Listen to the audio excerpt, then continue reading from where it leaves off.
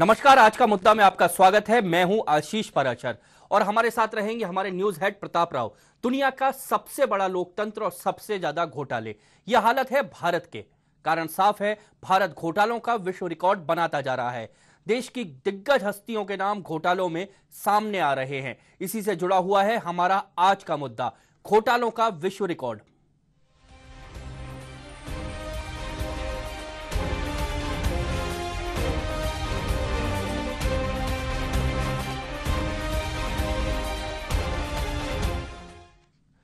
CAG की report के खुलासे के बाद पूरे देश की राजनीति में एक बार फिर से सैलाब आया हुआ है।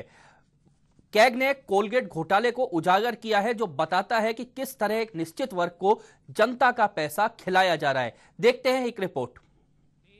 भारत ओलंपिक में 2 रजत 4 कांस्य पदक, देश को मिला 52वां स्थान। देश भारत घोटालों में विश्व रिकॉर्ड, दुनिया में पहला स्थान। कृष्णा मेनन का जीप घोटाला, बोफोर्स घोटाला,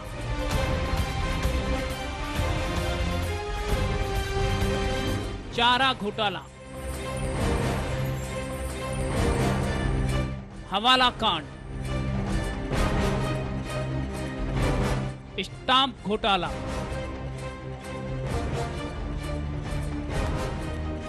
सत्यम घोटाला,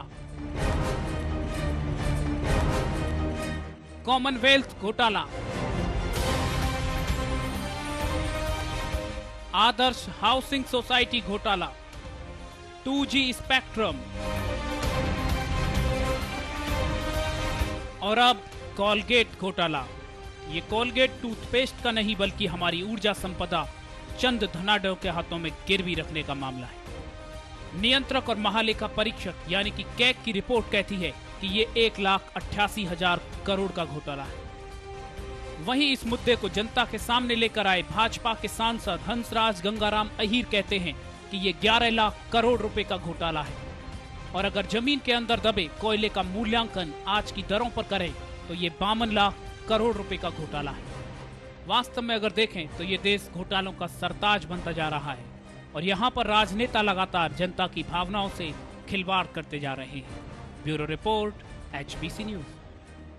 कोलगेट घोटाले ने एक बार फिर सरकार की खोखली नीतियों को जनता के सामने ला दिया है और यह घोटाला अब तक का सबसे बड़ा घोटाला बनकर आया है। कैग ने संसद में पेश अपनी रिपोर्ट में सरकार की खामियों को सामने लाते हुए कहा है कि कोयला खदानों का आवंटन मनमाने तरीके से किया गया। देखते हैं इसी से जुड़ी हुई एक रिपोर्ट। कोलगेट या कोयला घोटाला अब तक का सबसे बड़ा घोटाला है। ऐसे घोटाले ने एक बार फिर से सरकार की खोखली नीतियों को सरकार के सामने ला दिया है। अनुमान के मुताबिक ये 1,88,000 करोड़ रुपए का घोटाला है। भारत के नियंत्रक और महालेखा परीक्षक CAG ने संसद में पेश की गई अपनी रिपोर्ट में सरकार की नीतियों में खामी को सामने लाते हुए कहा कि अगर कोयला क्षेत्र का आवंटन मनमाने तरीके से ना कर प्रतिस्पर्धी बोली के आधार पर किया जाता तो सरकार को इतने रुपए का नुकसान नहीं होता। संसद में पेश इस रिपोर्ट में कहा गया है कि ऐसा कोयला खादान आवंटन प्रक्रिया में पारदर्शिता न होने के कारण हुआ है। ये प्रक्रिया जून 2004 में शुरू होनी थी, लेकिन बहुत से कारणों से इसमें भारी विलंब हुआ है। सरकार ने 2004 से 2009 के बीच लगभग 100 कंपनियों को 155 कोयला खादानों का आवंटन किया है। रिपोर्ट के मुताबिक इस बंदरबांट में Tata group, Naveen Jindal group, SR Vedanta group, Abhijit group और लक्ष्मी मित्तल आर्सेलर को भी फायदा हुआ है। कैग ने सरकार पर टाटा पावर और रिलायंस पावर को फायदा पहुंचाने का आरोप लगाया है। Bureau report, HBC news. तो देखा आपने किस तरह से कुल मिलाकर घोटालों का अगर एक नजर डालें तो देश का सबसे बड़े घोटाले के रूप में सामने आ रहा है 52 लाख करोड़ रुपए की बात सामने आ रही है। अगर इस पूरे का आकलन करें तो 52 लाख करोड़, यानी कि इतना बड़ा घोटाला जिसमें पूरे देश की, एक तरह से कहा जाए कि ये जो घोटाला हुआ है एक किसी भी छोटे देश के बजट के बराबर से भी बहुत ज्यादा ये हो सकता है। प्रताप जी, क्या लगता है अब तक का सबसे बड़ा घोटाला जो निकल कर आया है? हम 2G स्पेक्ट्रम जो हुआ उसको मान रहे थे कि वो शायद देश का सबसे बड़ा घोटाला हो, लेकिन अब जो निकल कर आया है, क्या लगता है आने वाले दिनों में कुछ नाम भी निकलेंगे? आशीष, ये केवल रुपयों का घोटाला नहीं है, ये हमारे देश की अस्मिता, हमारे देश की संप्रभुता के साथ भी घोटाला है।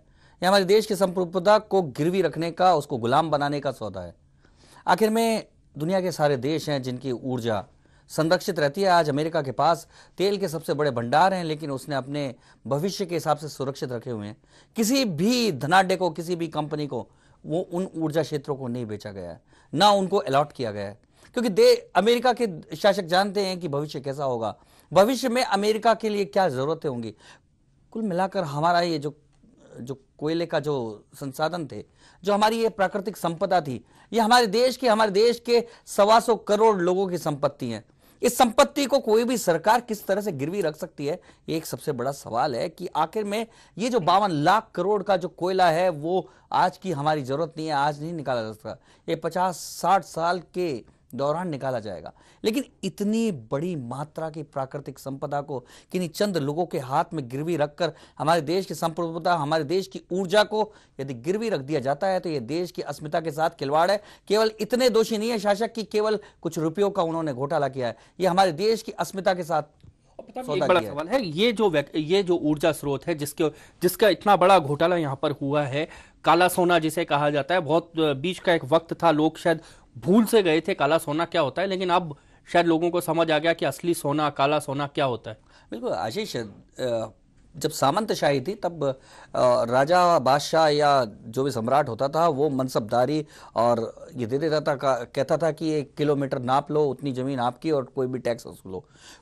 ऐसा ही कुल मिलाकर इस सरकार ने किया और किसी भी कंपनी को कह दिया ये लो 1.5 किलोमीटर, 2 किलोमीटर, 5 किलोमीटर, 20 किलोमीटर तुम्हारी जमीन, इसको जब मन में आए खोदना और जब मन में आए इसके जो जमीन से कोयला निकालना और अपना उपयोग करना है तो करना, नहीं तो बेच देना, जो भी मन में आओ तुम करो और तुमको आज दिया हमारे यहाँ पैसे भिजवा दो, कुछ सरकार में पैसे दे दो।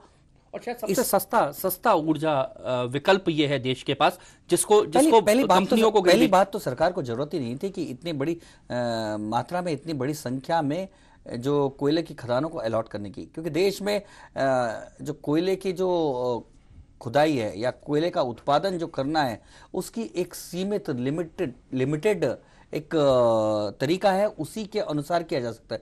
सबसे बड़ी बात आशीष, जिन लोगों को ये दी गई खदानें आवंटित की गई उन पे भी सवाल ये है कि उनको ना तो कोई अनुभव है, ना उन्होंने बड़े बड़े प्रोजेक्ट्स जो अपने कागजों में दिखाए। आज तक वो 2007 में ये सौदे हुआ, 2007 से आज 5 साल निकल चुके हैं, 5 साल में उन्होंने आज तक एक प्रोजेक्ट की एक पाई नहीं लगाई है जमीन पर, लेकिन उनका भूमि पर कब्जा हो चुका है। वो बताते हैं कि ये इलाका, इस इलाके का कोयला हमारा है और हम जब 50 साल बाद, 25 साल बाद हमारी जब मन में होगी तब बेचेंगे। यानी कि कोयले की एक प्रकार से स्टॉक कर लिया गया और ब्लैक मार्केटिंग का पूरा रास्ता खोल दिया गया है, हमारे देश की ऊर्जा को गिरवी रख दिया गया है। इस तरह से आने वाले वक्त में बाकी जो ऊर्जा हमारे पास संसाधन है वो महंगे होंगे, तब शायद ये कोयला निकाला जाएगा। बिल्कुल, जिस तरह से ऊर्जा की खपत बढ़ती जा रही है, ऊर्जा की डिमांड बढ़ती जा रही है, उसी के साथ साथ उसकी कीमत भी बढ़ती जा रही है। इन लोगों को औने पौने दामों पे बेच दिया गया और ये कह दिया गया जब मन में आए तब करें। आज तक एक भी ऐसी कई कंपनियां हैं, टाटा और हम अंबानी के लिए तो कह सकते हैं कि उनके कुछ प्रोजेक्ट्स होंगे, उनको भी जो आवंटित किया गया उस पर भी प्रश्न चिन्ह है, लेकिन बाकी कई ऐसी कंपनियां हैं जिनका कोई धरातल पे कोई प्रोजेक्ट ही नहीं है और सरकार ने किस आधार पे दे दिया इसकी उसका कोई आधार ही नहीं है। मन में आया फर्स्ट कम फर्स्ट टेक वाला जो नीति अपनाई और अपने हिसाब से एक समिति बनाकर उसको आवंटित कर दिया। लेकिन प्रताप जी, एक बड़ा सवाल उठता है कि जब पहले से कहते रहे, सरकार नकारती रही कि कोई कोयला घोटाला नहीं है, कहीं कोई गलत आवंटन नहीं हुआ है, लेकिन अब जब कैग की रिपोर्ट आ गई है तब पूरा साफ हो चुका है, तस्वीर साफ हो चुकी है, उनके अगर रिपोर्ट के अनुसार भी माने तो 1,88,000 करोड़ रुपए सरकार का। की बात माने तो वो तो अभी भी नहीं मान रही। वो कह रही है कि कैग जो है कहीं ना कहीं से जो है प्रेरित लगता है, और कैग जो है इसने ना नियमों को नहीं माना। कैग ने सरकार के खिलाफ यदि रिपोर्ट बनाई तो उसने खुद ने नियमों का उल्लंघन किया। जब घोटाले सामने आ रहे हैं तो सरकार ये सवाल उठाने लगी है, मंत्री ये सवाल उठाने लगे हैं, नहीं नहीं कैग जो चल रहा है वो नियमों के खिलाफ चल रहा है, हम जो घोटाले कर रहे हैं उसकी ओर देख रहा है ये कैग, ये नियमों के खिलाफ है। सरकार अब ये जवाब देने लगी है। तो पता ये एक बड़ी बात यहां पर निकल कर आई है कि कहीं ना कहीं नहीं माने। लेकिन एक जो चीज है कि आज एक दिन में नहीं हुआ, 2007 से चल रहा है। इन्वॉल्वमेंट जो है बहुत लंबा इन्वॉल्वमेंट, बहुत लंबी चेन इस इन्वॉल्वमेंट में होगी, क्या लगता है? सबसे बड़ी बात यह है कि अभी तक ईमानदार प्रधानमंत्री के मंत्रिमंडल में कुछ भ्रष्टाचारी मंत्रियों का एक समूह माना जाता था पहले, और कहा जाता था कि नहीं मनमोहन सिंह ईमानदार है। लेकिन इसने एक बड़े सवाल या निशान खड़े कर दिए हैं। आखिर में प्रधानमंत्री जब इस मंत्रालय के जिम्मेदार मंत्री थे और उनके ही सामने से सब कुछ घटा, फाइलें उनके हस्ताक्षरों से आगे बढ़ी, तो प्रधानमंत्री क्या सो रहे थे, या उनकी जानकारी में नहीं था, या लापरवाही बरती प्रधानमंत्री ने, या कोई ना कोई दबाव के चलते उन्होंने इस तरह का घोटाले को आंख बंद कर ली।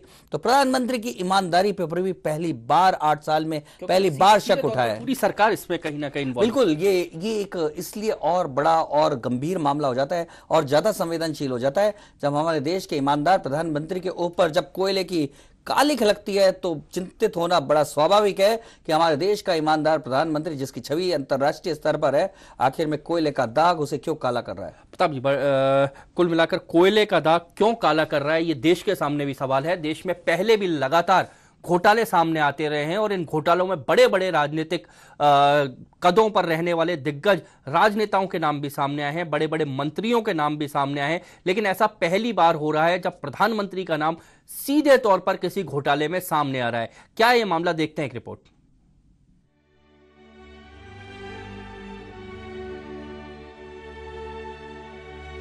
कोलगेट घोटाले के खुलासे ने देश के सामने बहुत से नए खुलासों को सामने ला दिया है। देश में पहले भी लगातार घोटाले सामने आते रहे हैं और इन घोटालों में बड़े बड़े राजनीतिक कदों को रखने वाले दिग्गज राजनेताओं के नाम भी सामने आए हैं, बड़े बड़े मंत्रियों के नाम सामने आए हैं।